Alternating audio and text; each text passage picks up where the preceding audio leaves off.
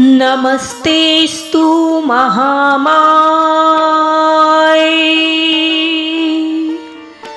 श्रीपीठे सुरपूजिते शंखचक्रे गदाहस्ते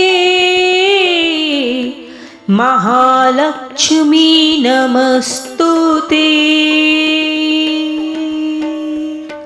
प्रिय भक्तों, आज शुक्रवार है जो कि माता लक्ष्मी जी को पूरी तरह से समर्पित है और आज हम सुनेंगे माता लक्ष्मी का पौराणिक और पावरफुल मंत्र। प्रिय भक्तों, शास्त्रों में वर्णित है कि जब समुद्र मंथन हुआ तो अमृत कलश के साथ मां लक्ष्मी जी प्रकट हुई। समस्त देवताओं और आराषि मुनियों ने उन्हें सृष्टि की संपदा की अधिष्ठात्री देवी मानकर उनकी आराधना की। कहते हैं उसी समय महर्षि भृगु ने इस दिव्य मंत्र का प्रथम उच्चारण किया था। शास्त्रों में वर्णन है कि महर्षि भृगु ने इस मंत्र के जाप से अपने आश्रम में अनंत समृद्धि का द्वार खोला। जहां पहले साधारण व्यवस्था थी, वहां देवी लक्ष्मी के आशीर्वाद से अन्न, धन और वैभव का अंबार लग गया। तभी से यह मंत्र संपूर्ण ऐश्वर्य और सुख समृद्धि का मंत्र कहलाया। माता लक्ष्मी का यह महामंत्र केवल धन संपत्ति ही नहीं, बल्कि घर में सौभाग्य, शांति और सकारात्मक ऊर्जा का भी संचार करता है। जो साधक इसे श्रद्धा और नियम से जपता है, उसके जीवन से दरिद्रता, बाधाएं और नकारात्मक ऊर्जा स्वतः दूर हो जाती हैं। प्रिय भक्तों, आप सभी को आज इस मंत्र का जाप कम से कम 108 बार के लिए करना है और यदि आप 108 बार श्रवण नहीं कर सकते हैं तो 21 या फिर 51 बार के लिए जरूर करें। तो आइए श्रद्धा और विश्वास के साथ इस दिव्य लक्ष्मी मंत्र का जप करें और अपने जीवन को सुख, शांति और समृद्धि से भर दें। लेकिन सबसे पहले इस वीडियो को ज्यादा से ज्यादा लोगों तक पहुंचाने के लिए इसे लाइक और शेयर जरूर करें। माता लक्ष्मी की कृपा हमेशा आप पर बनी रहे, इसके लिए चैनल को सब्सक्राइब कर लें और कमेंट बॉक्स में जय मां लक्ष्मी लिखकर माता के चरणों में अपनी हाजिरी लगाएं। एक बार प्रेम से बोलिए जय मां लक्ष्मी। ओम ह्रीं श्रीं क्लीं श्री महालक्ष्म्यै नमः। ओम ह्रीं श्रीं क्लीं श्री महालक्ष्म्यै नमः। ओम ह्रीं श्रीं क्लीं श्री महालक्ष्म्यै नमः। ओम ह्रीं श्रीं क्लीं श्री महालक्ष्म्यै नमः। ओम ह्रीं श्रीं क्लीं श्री महालक्ष्म्यै नमः। ओम ह्रीं श्रीं क्लीं श्री महालक्ष्म्यै नमः। ओम ह्रीं श्रीं क्लीं श्री महालक्ष्म्यै नमः। ओम ह्रीं श्रीं क्लीं श्री महालक्ष्म्यै नमः।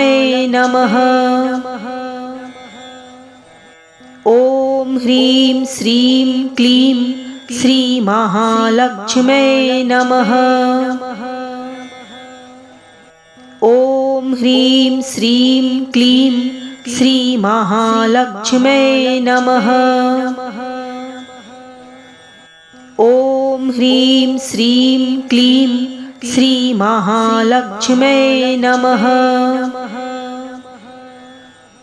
ओम ह्रीं श्रीं क्लीं श्री महालक्ष्म्यै नमः। ओम ह्रीं श्रीं क्लीं श्री महालक्ष्म्यै नमः। ओम ह्रीं श्रीं क्लीं श्री महालक्ष्म्यै नमः। ओम ह्रीं श्रीं क्लीं श्री महालक्ष्म्यै नमः। ओम ह्रीं श्रीं क्लीं श्रीमहालक्ष्म्यै नमः। ॐ ह्रीं श्रीं क्लीं श्रीमहालक्ष्म्यै नमः। ॐ ह्रीं श्रीं क्लीं श्रीमहालक्ष्म्यै नमः। ॐ ह्रीं श्रीं क्लीं श्रीमहालक्ष्म्यै नमः।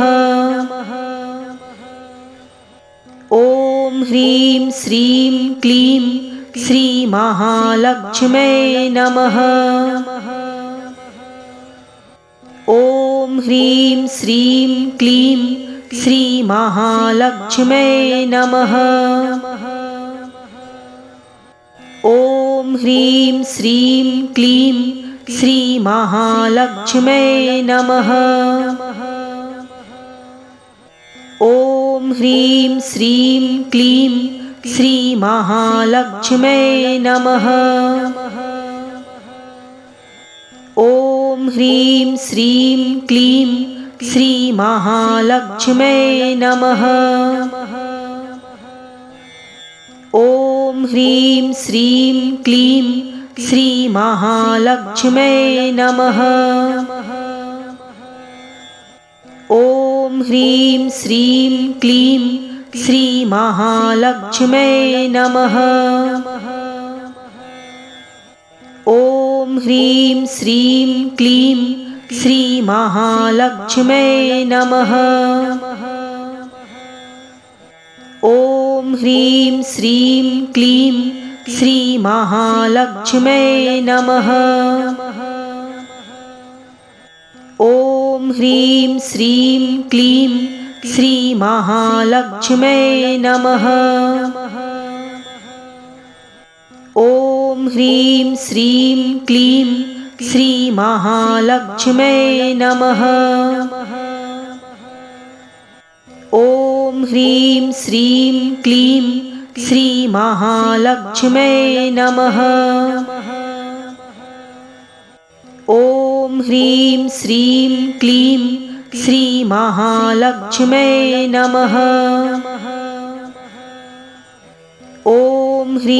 श्रीं क्लीं श्रीमहालक्ष्म्यै नमः।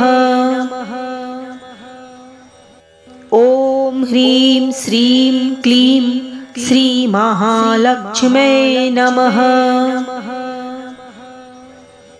ॐ ह्रीं श्रीं क्लीं श्रीमहालक्ष्म्यै नमः। ॐ ह्रीं श्रीं क्लीं श्रीमहालक्ष्म्यै नमः। ॐ ह्रीं श्रीं क्लीं श्रीमहालक्ष्म्यै नमः। ॐ ह्रीं श्रीं क्लीं श्रीमहालक्ष्म्यै नमः।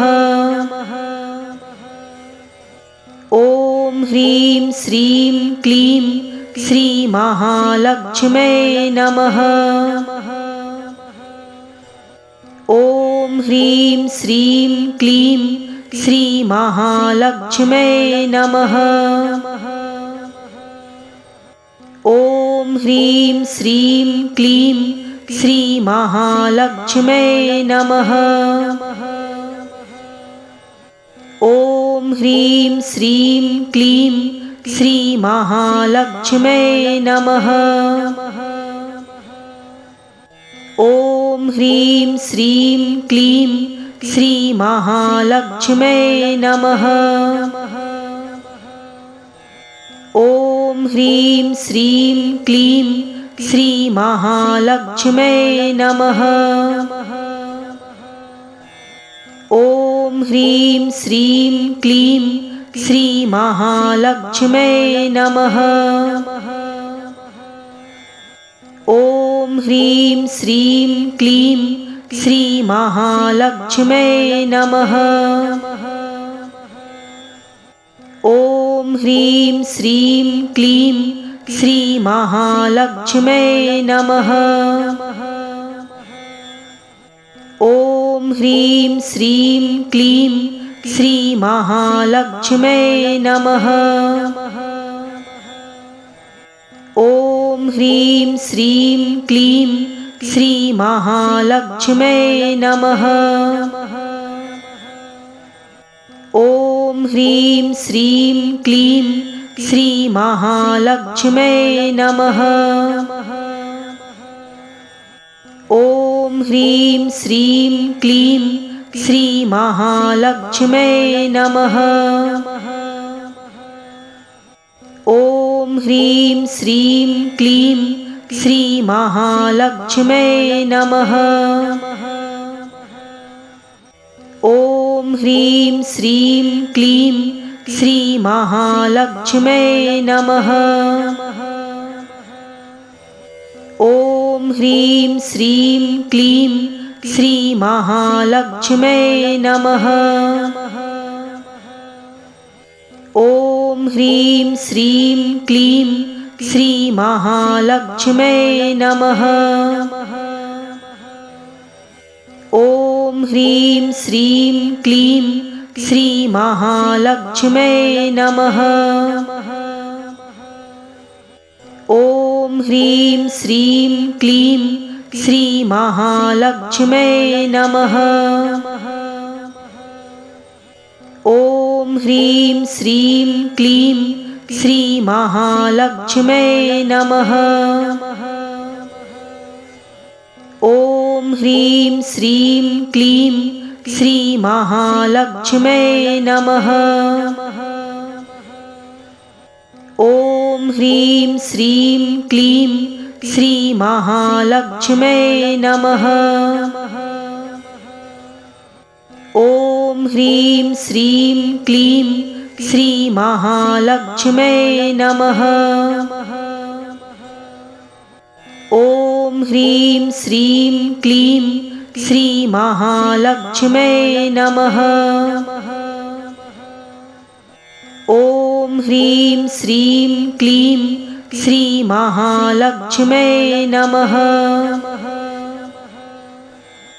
ॐ ह्रीं श्रीं क्लीं श्रीमहालक्ष्म्यै नमः। ॐ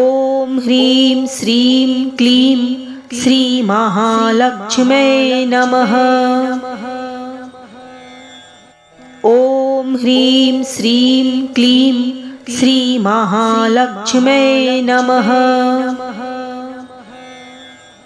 ॐ ह्रीं श्रीं क्लीं श्रीमहालक्ष्म्यै नमः। ॐ ह्रीं श्रीं क्लीं श्रीमहालक्ष्म्यै नमः। ॐ ह्रीं श्रीं क्लीं श्रीमहालक्ष्म्यै नमः। ॐ ह्रीं श्रीं क्लीं श्रीमहालक्ष्म्यै नमः।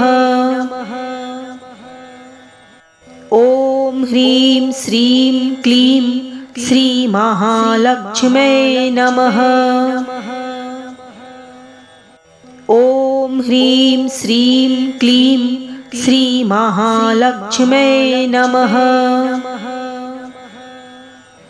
ॐ ह्रीं श्रीं क्लीं श्रीमहालक्ष्म्यै नमः।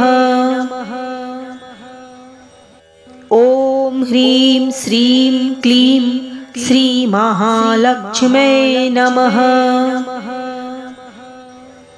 ॐ ह्रीं श्रीं क्लीं श्रीमहालक्ष्म्यै नमः। ॐ ह्रीं श्रीं क्लीं श्रीमहालक्ष्म्यै नमः। ॐ ह्रीं श्रीं क्लीं श्रीमहालक्ष्म्यै नमः। ॐ ह्रीं श्रीं क्लीं श्रीमहालक्ष्म्यै नमः।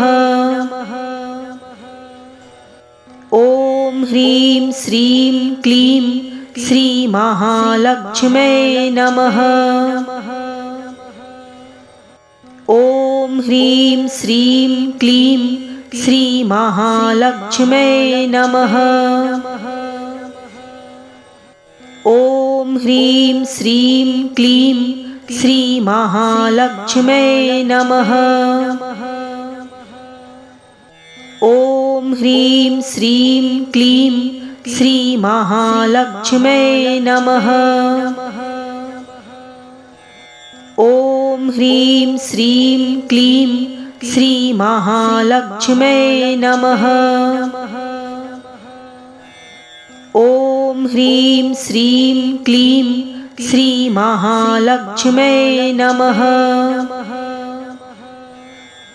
ॐ ह्रीं श्रीं क्लीं श्रीमहालक्ष्म्यै नमः। ॐ ह्रीं श्रीं क्लीं श्रीमहालक्ष्म्यै नमः। ॐ ह्रीं श्रीं क्लीं श्रीमहालक्ष्म्यै नमः। ॐ ह्रीं श्रीं क्लीं श्रीमहालक्ष्म्यै नमः। ॐ ह्रीं श्रीं क्लीं श्रीमहालक्ष्म्यै नमः। ॐ ह्रीं श्रीं क्लीं श्रीमहालक्ष्म्यै नमः। ॐ ह्रीं श्रीं क्लीं श्रीमहालक्ष्म्यै नमः। ॐ ह्रीं श्रीं क्लीं श्रीमहालक्ष्म्यै नमः। ॐ ह्रीं श्रीं क्लीं श्रीमहालक्ष्म्यै नमः। ॐ ह्रीं श्रीं क्लीं श्रीमहालक्ष्म्यै नमः। ॐ ह्रीं श्रीं क्लीं श्रीमहालक्ष्म्यै नमः। ॐ ह्रीं श्रीं क्लीं श्रीमहालक्ष्म्यै नमः। ॐ ह्रीं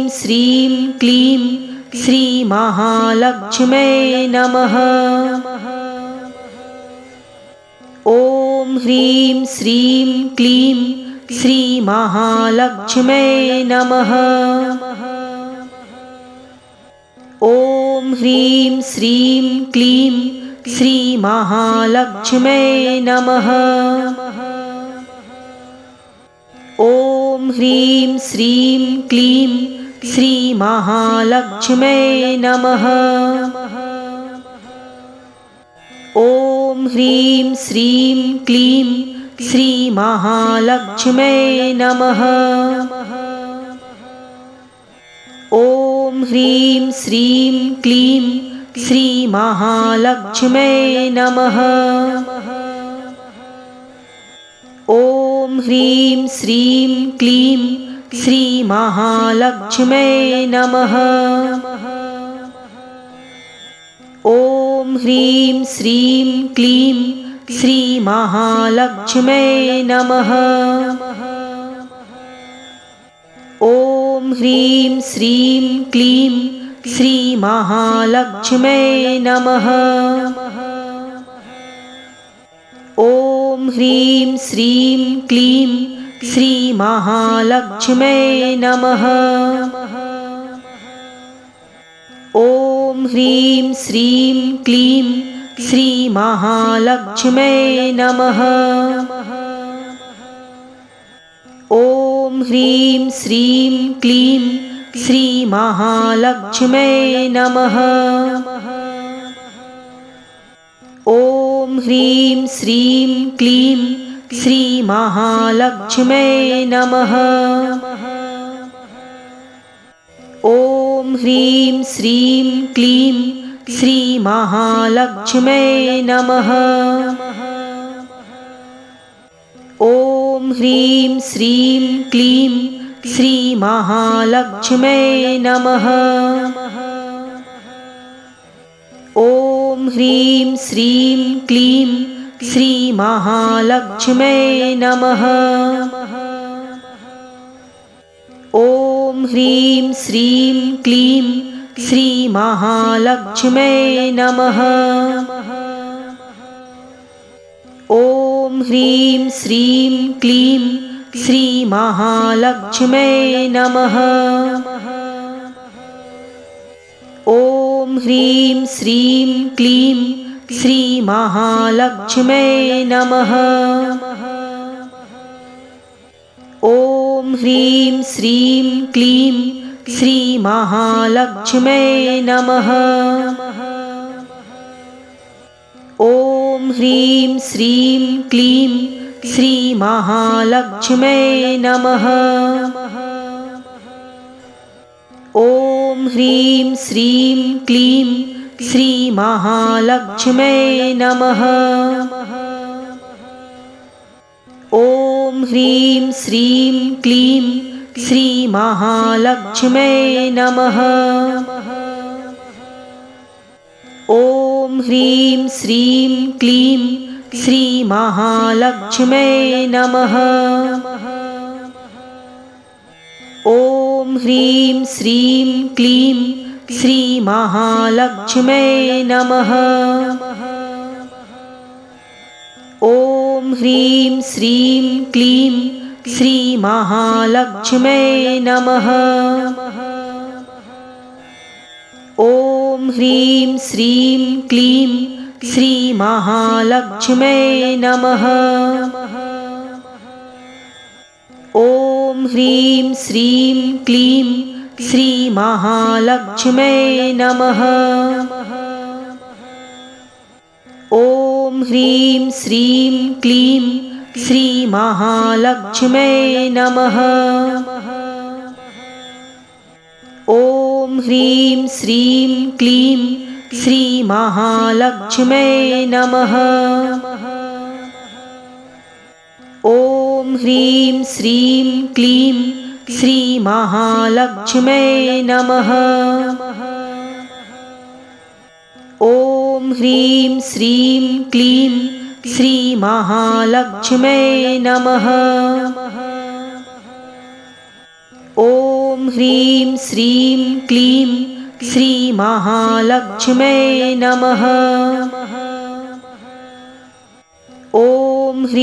श्रीं क्लीं श्रीमहालक्ष्म्यै नमः। ॐ ह्रीं श्रीं क्लीं श्रीमहालक्ष्म्यै नमः। ॐ ह्रीं श्रीं क्लीं श्रीमहालक्ष्म्यै नमः। ॐ ह्रीं श्रीं क्लीं श्रीमहालक्ष्म्यै नमः। ॐ ह्रीं श्रीं क्लीं श्रीमहालक्ष्म्यै नमः।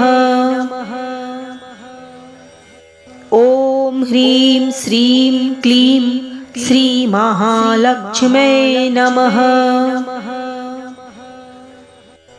ॐ ह्रीं श्रीं क्लीं श्रीमहालक्ष्म्यै नमः। ॐ ह्रीं श्रीं क्लीं श्रीमहालक्ष्म्यै नमः।